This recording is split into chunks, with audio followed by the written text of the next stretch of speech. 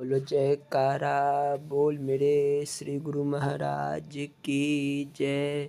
श्री नंगली निवासी भगवान की जय।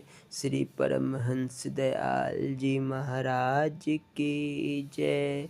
श्री नंगल विहालन भगवान की जय। श्री परम गुरु भगवान की जय।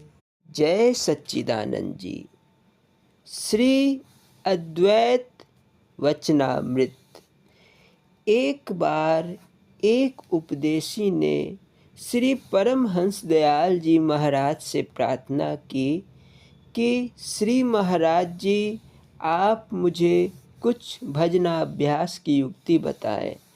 आप उसकी बात को सुनकर चुप हो जाते थे।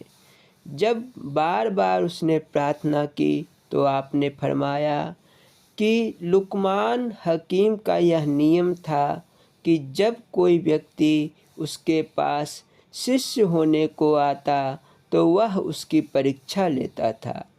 एक व्यक्ति जो शिष्य होने की इच्छा से लुकमान हकीम के पास आया तो उसको सर्दी के दिनों में रात के समय चार दीवारी के अंदर बंद कर दिया, जहाँ रहने का कोई स्थान न था। जब बर्फ पड़नी आरंभ हुई और चारों ओर से ठंडी वायु लगी तो उसके अंग सुस्त होने लगे और शरीर ठंडा होने लगा। उस समय उस व्यक्ति ने उठकर चारों ओर ढूंढना आरंभ कर दिया कि कोई वस्तु अथवा सिर छिपाने का स्थान ऐसा मिल जाए जिससे सर्दी हटाओ, पर वहाँ कुछ न पाया। केवल एक भारी पत्थर और एक डंडा रखा हुआ था। मन में सोचा कि जान बचाने का कोई न कोई उपाय इसी के द्वारा निकालना चाहिए। डंडा संभाल कर खड़ा हो गया और उस पत्थर को उठाना, सरकाना तथा इधर से उधर लुढ़काना आरंभ किया। जब बहुत परिश्रम किया तो शरीर में गर्मी उत्पन्न हो गई और सर्दी दूर हो गई, तो थककर एक स्थान पर बैठ गया। जब फिर सर्दी लगी तो वही पत्थर और डंडे को संभाला। इस प्रकार करते करते रात्रि व्यतीत हो गई। सवेरे जब लुकमान के सामने उपस्थित हुआ तो उसे शिष्य बनाना स्वीकार कर लिया और अपने घर लौट जाने की आज्ञा दी। वह व्यक्ति बार बार सोचने लगा कि ना तो इन्होंने कुछ पढ़ाया, ना कुछ लिखाया, ना कुछ सिखाया, ना कुछ बताया। यह कैसी गुरु शिष्य प्रथा है। लुकमान ने उसके दिल के विचार को भांप कर कहा कि भाई, यहाँ पढ़ने पढ़ाने और बताने कराने को क्या धरा है। जो कुछ है सब तुम्हारे अंदर ही विद्यमान है। हमको केवल इतना देखना था कि तुम इससे कहाँ तक लाभ उठा सकते हो। सो देख लिया कि कल रात बिना कुछ पहने ओढ़े उस सर्दी और बर्फ से तुमने अपने प्राण बचा लिए। भला वहाँ तुमको बताने और सिखाने वाला कौन था। बोलो जयकारा बोल मेरे श्री गुरु महाराज की जय। श्री स्वरूप दर्शन पाठ परो उपकार। बोलो जयकारा बोल मेरे श्री गुरु महाराज की जय। ध्यान मूलम गुरुर्मूर्ति, पूजा मूलम गुरुपदम, मंत्र मूलम गुरुवाक्यम, मोक्ष मूलम गुरु कृपा। गुरु जी को कीजिए दंडवत, कोटि कोटि प्रणाम। कीट न जाने भृंग को, गुरु कर ले आप समान।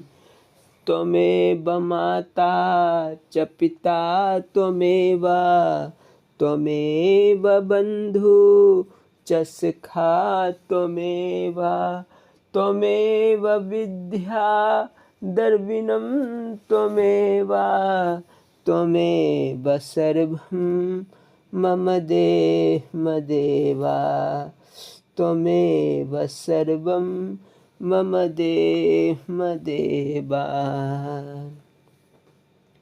यह प्रवचन प्रारंभ करने के पूर्व यह दास श्री नंगली निवासी भगवान के चरण कमलों में दंडवत प्रणाम करता है। बोलो जयकारा बोल मेरे श्री गुरु महाराज की जय। हरि ओम। श्री स्वरूप दर्शन पाठ परो उपकार। बोलो जयकारा बोल मेरे श्री गुरु महाराज की जय। एक बार गुरुदेव भगवान जी से समय मांगकर स्वामी अनमोल प्रेमानंद जी ने प्रार्थना की, महाप्रभु मेरी यह इच्छा है कि दीन दुनिया के सभी चिंताओं से स्वतंत्र होकर हर समय खुद मस्ती से मस्त होकर आत्म आनंद में लीन रहूं, सदा आपके ध्यान में ही मगन रहूं। श्री महाराज जी बोले, पंडित जी मैंने यह दरबार इसलिए नहीं बनाया कि मेरे सेवक दीन दुनिया को भूलकर किसी काम के ना रहे। मैं चाहूँ तो सभी अधिकारियों अनाधिकारियों को जो मेरे दरबार में उपस्थित हैं हजारों को एक क्षण में समाधिस्थ कर दूँ। मेरे लिए यह साधारण बात है।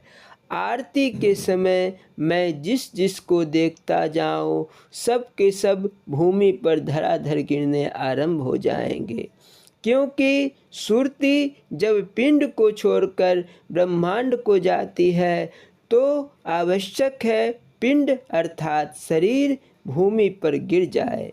ऐसे लोग मेरी सेवा कैसे कर सकेंगे, क्योंकि उनको अपने शरीर की सुधि ना रहेगी।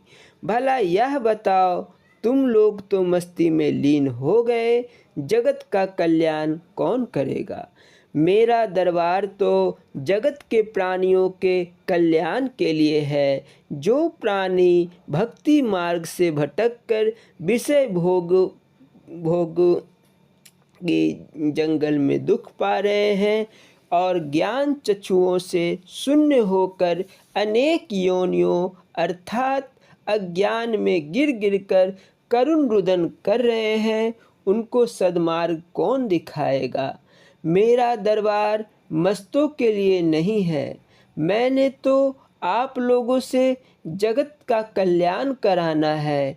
यदि आप लोग पेट भर खाना खाकर सो रहे और आपके सभी भाई बंधु भूख से तड़पते रहे तो संसार की दृष्टि में आप पेट पालो कहलाओगे। इसीलिए पंडित जी मेरा अवतार केवल जगत के कल्याण के लिए हुआ है। मैं दिन रात एक करके अपनी नींद और आराम का त्याग करता हुआ जगत के कल्याण के पीछे लगा हुआ हूँ। मुझे उस मस्ती की आवश्यकता नहीं है जिसको तुमको है, परंतु मेरी दृष्टि में परोपकार और सत्संग की तुलना में वह मस्ती 1 रुपये में पैसे के बराबर भी मूल्य नहीं रखती, क्योंकि सच्चा आत्मदर्शी जानता है कि जब तक यह साथ जो मेरी आत्मा है मुक्त नहीं होगी, मैं एक जीव के मुक्त होने से मुक्त नहीं हो सकता। जिस प्रकार एक जहाज दूसरे किनारे से खाली होकर आ रहा है, तो इसका तात्पर्य यह है कि वह और जीवों को पार करने के लिए फिर आया है। पंडित जी मैं बहुत चकित हूँ कि संसार सागर में डूबने वाले वो व्यक्तियों से कह रहा हूँ कि ऐ लोगों, मुझे अपना हाथ पकड़ाओ ताकि मुझे खींचकर अपने जहाज पर चढ़ाकर संसार से पार कर दो। परंतु क्या कहूँ पंडित जी, वे मुझे अपना हाथ न पकड़ाते। वे जन्म मरण रूपी संसार सागर में बहते हुए जा रहे हैं। वे सोचते हैं यह साधु हमारा सर्वस्व छीन कर ले जाएगा। इस सर्वस्व के प्रेम बंधन के कारण ही अनेक जीव दुख उठा रहे हैं। वे इस तन मन और धन के झूठे प्रेम में ही अपना परलोक बिगाड़ रहे हैं। कितने आश्चर्य की बात है कि मैंने तुम्हें साधु इसलिए नहीं बनाया कि तुम परोपकार रूपी रतन को छोड़कर मस्ती रूपी कांच के पीछे दौड़ो। जगत को अपनी आत्मा मानकर इसका कल्याण करो।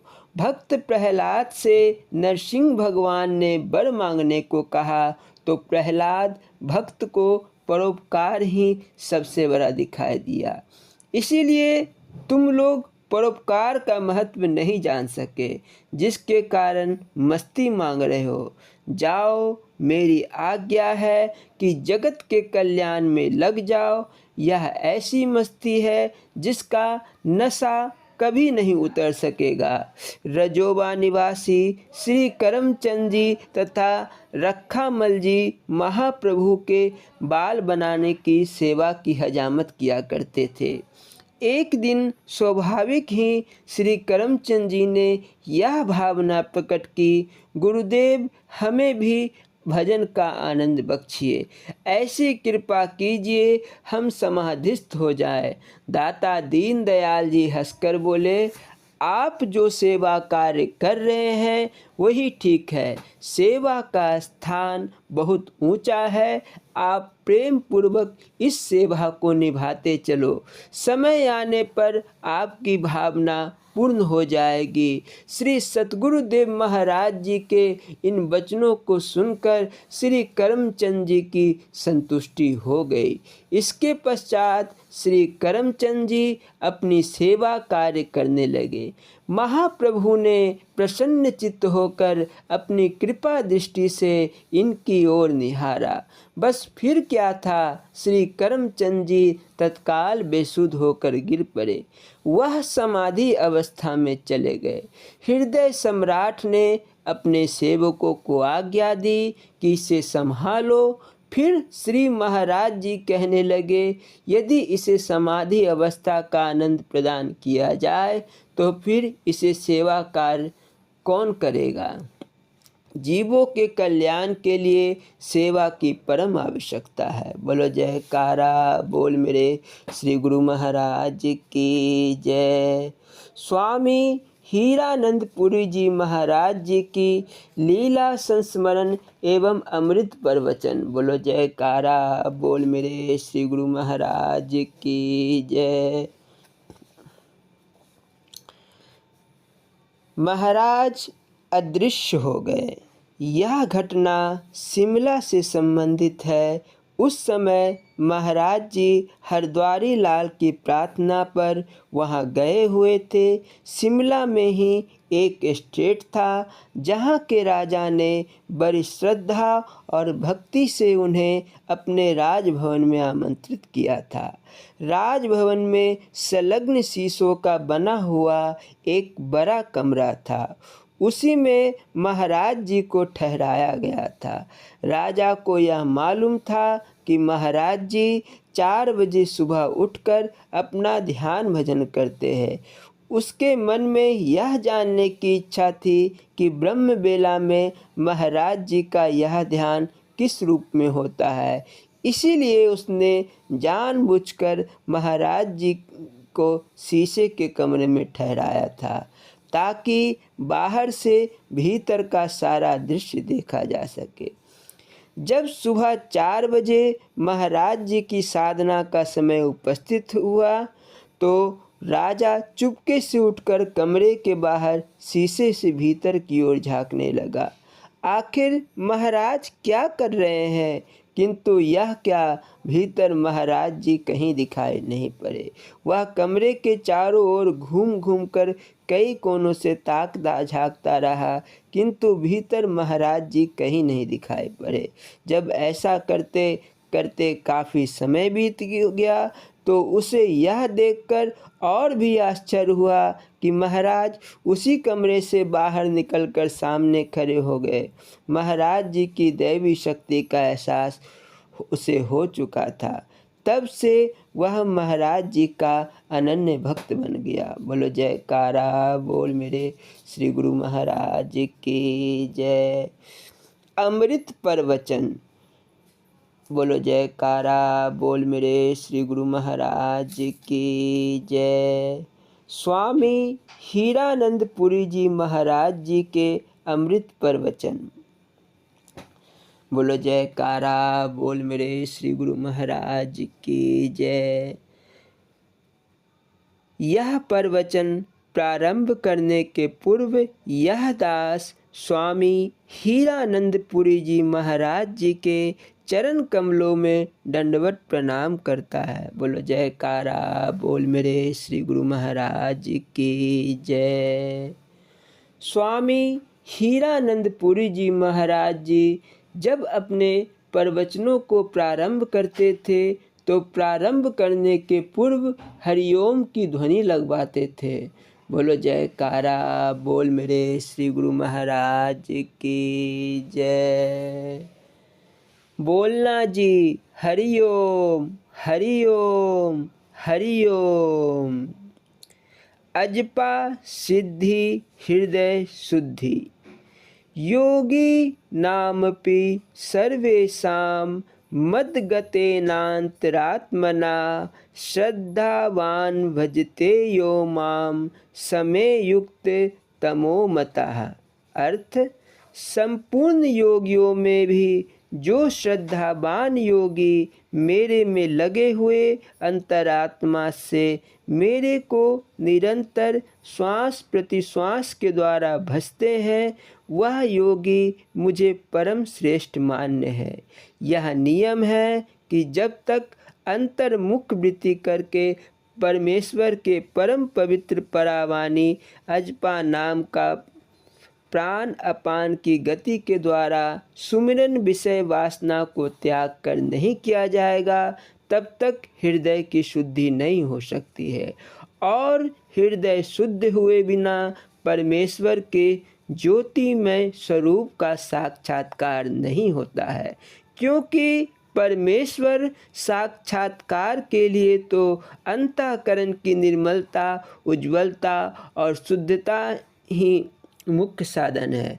अंतःकरण शुद्ध तथा एकाग्र जैसे परमेश्वर के परम पवित्र परावाणी अजपा गायत्री के श्वास श्वास में जप करने से शीघ्र ही होता है, तैसे नाना प्रकार के अश्वमेधावादी यज्ञ करके भी शीघ्र शुद्ध एकाग्र नहीं होता है। पंचाग्नि तपनादि रूप जो कष्टयुक्त उग्र तप है, उनके करने से भी ऐसे शीघ्र शुद्ध नहीं होता है। प्रयाग आदि अनेक तीर्थों के अटन करने से भी शीघ्र शुद्ध नहीं होता है। नाना प्रकार के पवित्र मंत्रों के विधिवत अनुष्ठान जप करने से भी ऐसे शीघ्र शुद्ध नहीं होता है। और कृच्छ चंद्रायन आदि नाना प्रकार के जो व्रत हैं, इनके करने से भी अंतःकरण की शुद्धि नहीं होती है, किंतु अंतःकरण की शीघ्र ही शुद्धि तो परमेश्वर में अनन्य श्रद्धावान होकर अंतर्मुख वृत्ति द्वारा श्वास प्रश्वास में परावाणी के सुमिरन करने से होती है। तात्पर्य यह है कि परमेश्वर प्राप्ति के लिए श्रद्धा पूर्वक निष्काम भाव से नाम आराधन करने से सर्व पाप और जन्म मरण आदि महान कलेशों का सर्वथा शीघ्र ही नाश हो जाता है। पापों के विनाश हो जाने के पश्चात स्वतः ही अंतःकरण की शुद्धि हो जाती है। मल मूत्र हो वस्त्र में जल साबुन से धोए, हीरानंद धोते प्रेम से शुद्ध उज्ज्वल सो होए। हृदय भया मलिन जो कर पापों से हेत, हीरा अजपा जाप श्रेष्ठ शुद्ध उज्ज्वल कर देत। हरिओम तत्सत। बोलो जयकारा बोल मेरे श्री गुरु महाराज की जय। स्वामी परम ज्ञानानंद पुरी जी महाराज जी की लीला संस्मरण एवं अमृत प्रवचन। बोलो जयकारा बोल मेरे श्री गुरु महाराज की जय। श्री धर्मानंद जोशी ताकुला निवासी उत्तराखंड के फरमाते हैं, आश्रम खुले परंतु प्रातः स्मरणीय गुरु महाराज जी चाहते थे कि आश्रम खुले, किंतु ऐसे आश्रम बाबा जी की ठाकुरबारी मात्र बनकर न रह जाए। इस तरह से गुरु महाराज जी बार बार सावधान किया करते थे। आश्रम किसी के पेट पालने के लिए और निठल्लू बैठने के लिए नहीं होते हैं। यहाँ के कठोर अनुशासन से नियंत्रित जीवनचर्या होती है।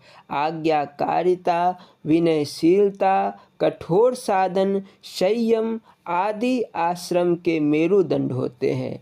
वे आश्रम वासियों में किसी प्रकार का प्रमाद बर्दाश्त नहीं करते थे। उनके अनुसार आश्रमों से आदर्श जीवनचर्या की प्रेरणा मिलती रहनी चाहिए।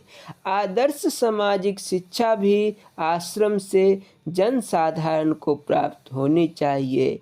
इस प्रकार आश्रम परमार्थ एवं व्यवहार दोनों के बीच सेतु का काम करते हैं।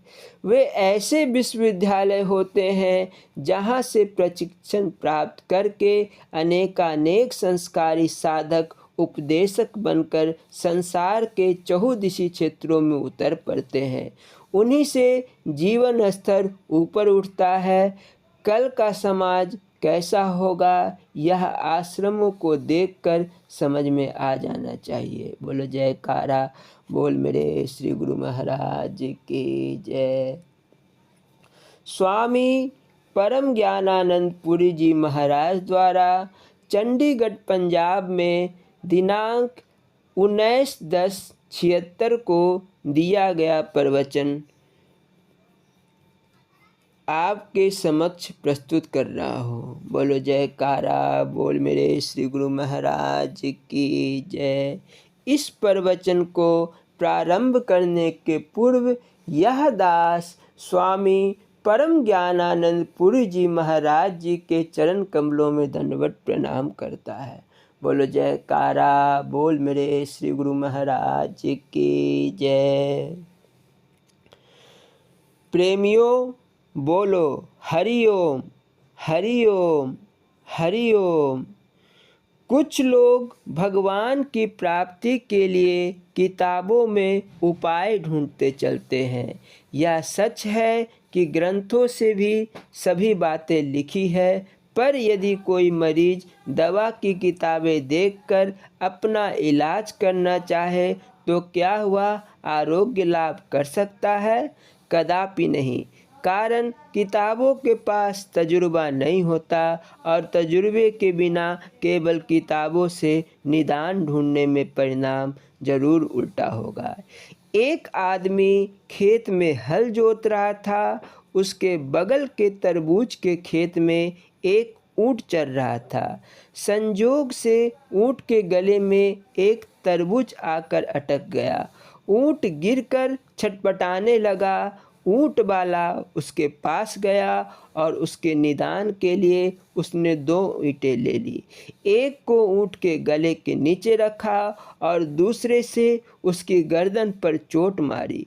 तरबूज फट गया और वह ऊंट के गले के नीचे उतर गया। ऊंट बेचारा चंगा हो गया। उस हलवाले ने इस इलाज का यह नया तरीका देखा और सोचा कि यह गले की सूजन की अच्छी दवा है। उसके पड़ोस में एक बुढ़िया को घेंगा हो गया था। बेचारी उसके मारे परेशान थी। हलवाहे ने उसके पास जाकर कहा, मैं इसकी अचूक दवा जानता हूँ, अभी ठीक किए देता हूँ। उसने 2 ईंटें ली और उसके घेंगे पर उसी तरह चोट मारी जिस तरह ऊंट वाले को करते देखा था। वह घेंगा था तरबूज तो था नहीं। घेंगा तो चोट खाकर फट गया और असहन पीड़ा के मारे बुढ़िया की आँख फूट गई। वह तड़प तड़प कर मर गई। यही दशा होती है बिना तजुर्बे के इलाज की। मरीज जब डॉक्टर के पास जाता है तो उसका अनुभव काम करता है, केवल किताबी ज्ञान नहीं। डॉक्टर तुम्हारी नब्ज पकड़ता है और उसकी परख लेता है कि तुम्हारे शरीर में कहाँ क्या विशेषता है, क्या कमी है। इन सब की जानकारी प्राप्त करके वह किताबों से तुम्हारे लिए नुस्खा तजवीज़ करता है। इन सब की जानकारी प्राप्त करके वह किताबों से तुम्हारे लिए नुस्खा तजवीज़ करता है। किताबों में नुस्खे से तो एक से एक लिखे हुए हैं। एक ही रोग हीरे का भस्म खाकर भी मिटाया जा सकता है और मामूली जड़ी बूटियों से भी। यह सब डॉक्टर के अनुभव पर निर्भर करता है कि वह तुम्हारे शरीर की स्थिति तथा तुम्हारी आर्थिक क्षमता को देखकर नुस्खा ईजाद करे। हमें एक दफ़ा एसिड का दर्द हो गया। हमारे पास पहले से ही दवा का चार्ट था। उसी के मुताबिक हमने दवा तो खा ली, पर फ़ायदा कुछ नहीं हुआ। तब डॉक्टर से मिला और पूछा, भाई दर्द तो हमारा रुकता ही नहीं। उसने कहा, महाराज जी, मेरे मन के मुताबिक दवा खाइए तब तो रुकेगा। आपने तो चार्ट के मुताबिक दवा खाई। अब उसने मेरे लिए भोजन और दवा का एक नया चार्ट बना दिया। पहले दवा खाओ, तब इतने मिनट के बाद दूध पियो, तब भोजन करो, तब पानी पियो, फिर इतनी देर बाद दूसरी टिकिया खाओ। मैंने उसी चार्ट के मुताबिक दवाएं खाई। पहले भी वही दवा खाई थी, पर इस बार वह दवा फ़ायदा कर गई। तुम रामायण महाभारत आदि पढ़ते ही होंगे। धर्म का स्वरूप तो वहाँ भी ठीक ठाक दिखाया ही गया है, लेकिन यदि किताबी ज्ञान के आधार पर तुम श्रेयस के मार्ग पर खुद ही आगे बढ़ना चाहोगे तो तुम्हारी प्रगति में रुकावट आ सकती है। इससे बचने के लिए तुम्हें सद्गुरु के रूप में एक ऐसे जमाने साज महापुरुष की शरण में जाना होगा जो तुम्हारी नब्ज पहचान कर तुम्हारे लिए उचित आध्यात्मिक मार्ग का पता बता सके। इस जमाने में गुरु को जो इतना महत्व दिया गया है उसका एक खास कारण है। आदमी को प्रत्यक्ष का भय होता है और बिना भय के भक्ति नहीं होती। महापुरुषों ने कहा, डर करनी डर परम गुरु, डर पारस डर सार, डरत रहे सो उबरे, गाफिल खावे मार। गुरु के सामने डर बना रहता है, अनुशासन का भाव रहता है। मूर्तियों और तस्वीरों के सामने तो भय होता नहीं। तुमने घर में मंदिर भी बनाया, दुकान में भगवान लक्ष्मी, नारायण, गणेश आदि की मूर्तियां भी रखी है। उन्हीं के सामने ठगी भी करते हो। तौल में ही किसी का गला काटने की ताक में हो। उन मूर्तियों के सामने लड़ाइयाँ भी हो रही है, गाली गलौज भी, शराब की बोतलें भी चल रही है। सुबह शाम अगरबत्ती जला दी, माथा टेक दिया, बस काम खत्म। तो ऐसी भक्ति से करोड़ों जन्म बाद भी कुछ बनने का नहीं, किंतु प्रत्यक्ष गुरु के साथ ऐसी बात नहीं चल सकती। वह चेतन है, शरीरधारी है, उसके सामने गलत काम करने में जरूर भय होगा और वह भय ही भक्ति का भाव पैदा करेगा। शास्त्रों में लिखा है कि पापियों के लिए नरक होता है, वहाँ इतना कष्ट होता है, यातना सहनी पड़ती है, गर्म तेल के कढ़ाई में उबाला जाता है। ये सभी बातें डराने के लिए ही तो लिखी गई है। जीव है, आखिर कमजोरियां तो उसमें होंगी ही। वह किसी तरह भक्ति के मार्ग में आगे बढ़े, इसीलिए तो सभी व्यवस्थाएं की गई है। शास्त्र में 3 तरह की बातें हैं, रोचक, यथार्थ और भयानक। जैसे बच्चे को लालच देते हैं कि बेटा स्कूल जाओगे तो साइकिल खरीद देंगे, सूट सिला देंगे। बच्चे के मन पर साइकिल का कपड़े की लालच का खास असर पैदा करती है और उस लालच में पड़कर स्कूल जाने लगता है। यह शिक्षा देने का रोचक ढंग हुआ। हमारा वास्तविक उद्देश्य यहाँ बच्चों को साइकिल देना नहीं है, कपड़े से आकर्षण है उसे, इसलिए ऐसी बातें कही गई। अब यदि किसी प्रकार बच्चे पर इन प्रलोभनों का असर नहीं हुआ तो उसे डराते हैं, इसका खाना बंद कर दो, कपड़े ना सिलाओ। या भयानक ढंग हुआ, जब बच्चे का मन पढ़ने में लग जाता है तो वह स्वयं ही स्कूल जाने लगता है। ऊंचे दर्जे में पहुंचकर जब वह समझदार बन जाता है तो उसके लिए रोचक और भयानक बातों की ज़रूरत नहीं रह जाती। अब उसे यथार्थ बात कहते हैं। इस तरह पढ़ने से आदमी परीक्षा में अच्छा करता है, आदि आदि। हम भी बच्चों की तरह ही हैं। हमें भी प्रलोभन दिया गया कि अमुक कार्य करने से स्वर्ग मिलेगा, वहाँ खूब सुख प्राप्त होगा। जब हमने नहीं माना तो हमें नरक का भय दिखाया गया। यह है शास्त्र के कहने की भयानक शैली। स्वर्ग इत्यादि का चित्रण उसकी रोचकता को प्रकट करता है। सत्य तो एक होता है और उसका रूप हर समय अविचल रहता है, किंतु उसके संबंध में बातें और प्रक्रियाएं वक्त के मुताबिक बदलती रहती है। इनके बदलते रहने पर भी सिद्धांत कभी नहीं बदलता, वह अटल होता है। जिसका हृदय जितना ही स्वच्छ बनेगा वह उस सत्य को उतना ही समझ सकेगा।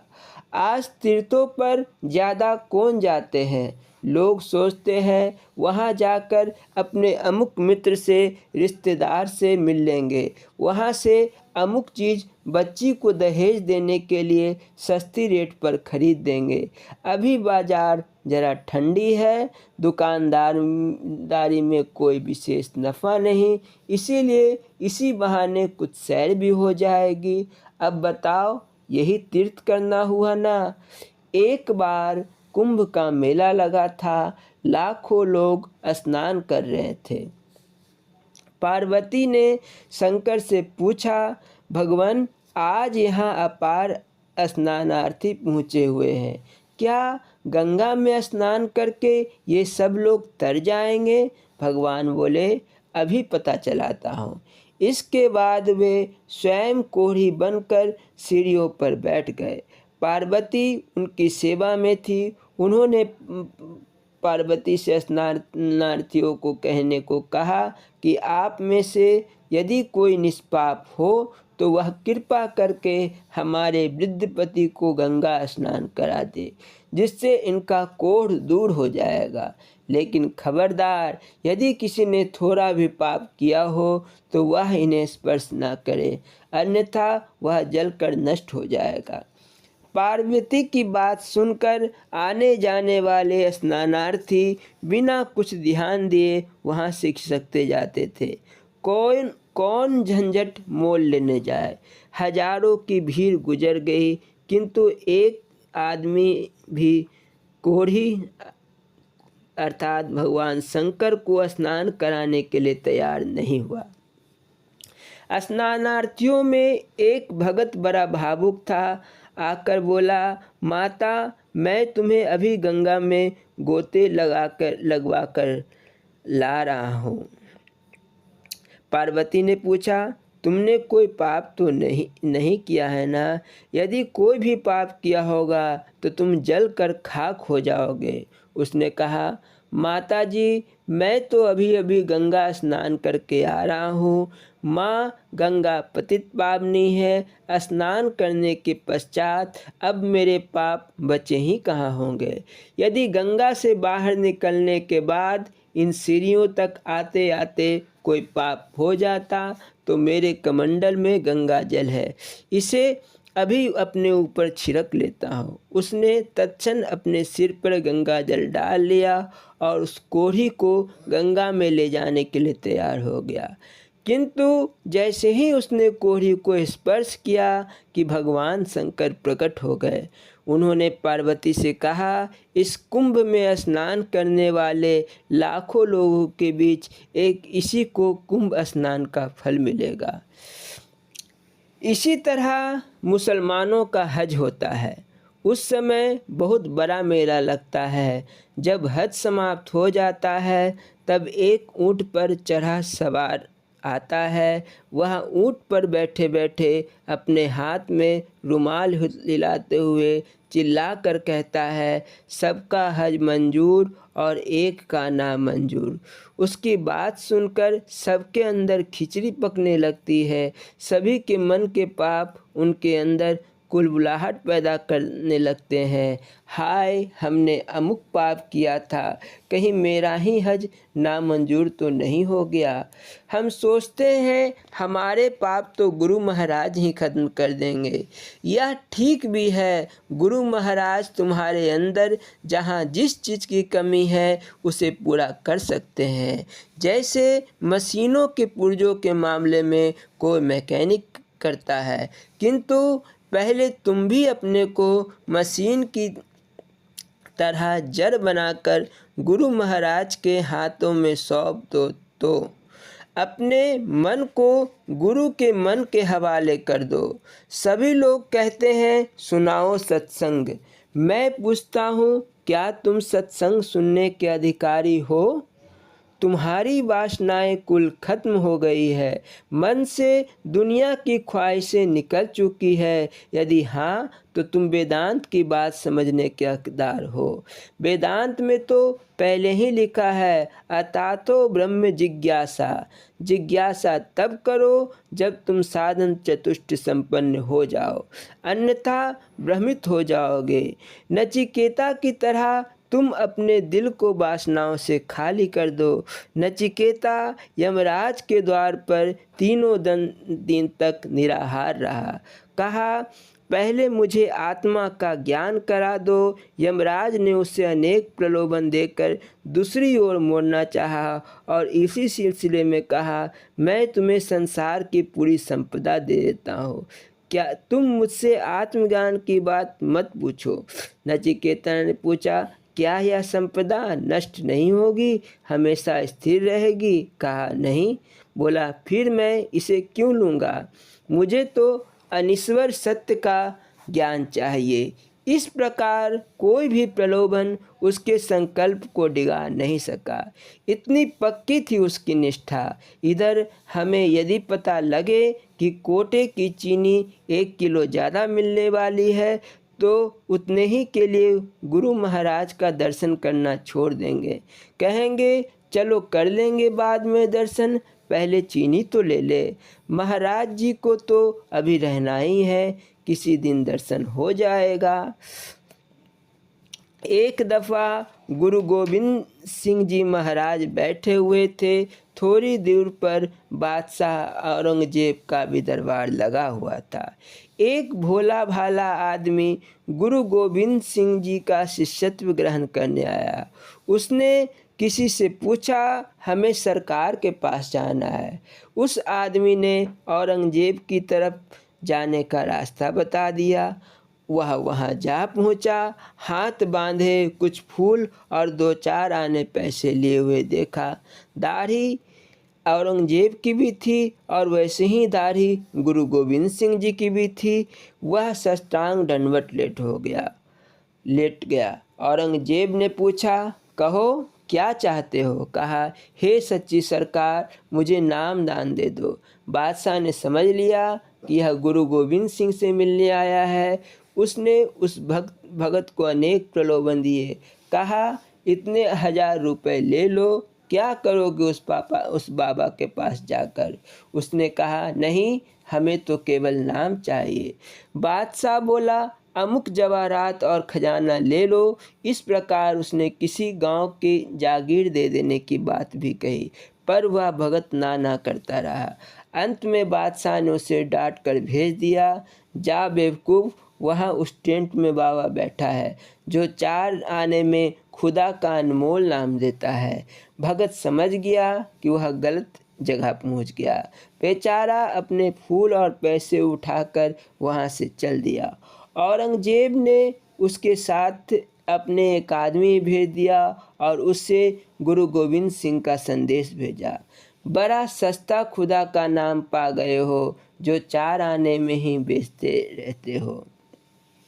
गुरुजी ने उस आदमी से औरंगजेब को कहला भेजा कि उसकी समझ की बलिहारी है। यह नाम 4 आने में नहीं दिया जा रहा है, या तो बादशाह के 20 गांव, लाखों रुपए और माल खजाने के बदले दिया जा रहा है। इसकी भावना में यह नाम उस दौलत से ज़्यादा कीमती है। यहाँ पैसों से नामदान नहीं होता, यह तो भावना को दृष्टि में रख कर दिया जाता है। तो भावना शुद्ध होनी चाहिए। अगर विश्वास पक्का हो तो हमारे कल्याण में तनिक भी देर नहीं हो सकती। पांडवों के वनवास काल में एक दिन भीम कहीं से एक बड़ा सा आमला लाया और उसे द्रौपदी को दे दिया। उस बड़े आकार के सुंदर आंवले को देखकर द्रौपदी को भगवान कृष्ण की याद आ गई। सोचने लगी, काश श्री कृष्ण होते तो इस आंवले से उन्हें भोग लगाती।